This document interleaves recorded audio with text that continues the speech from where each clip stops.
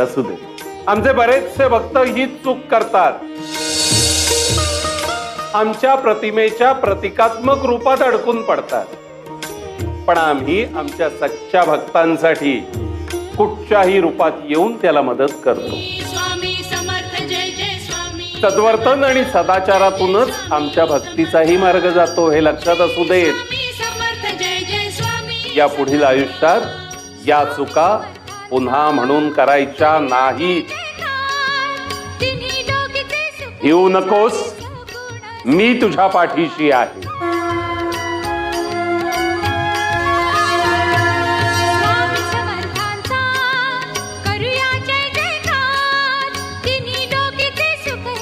भक्ताने कधीच निराश होऊ नये.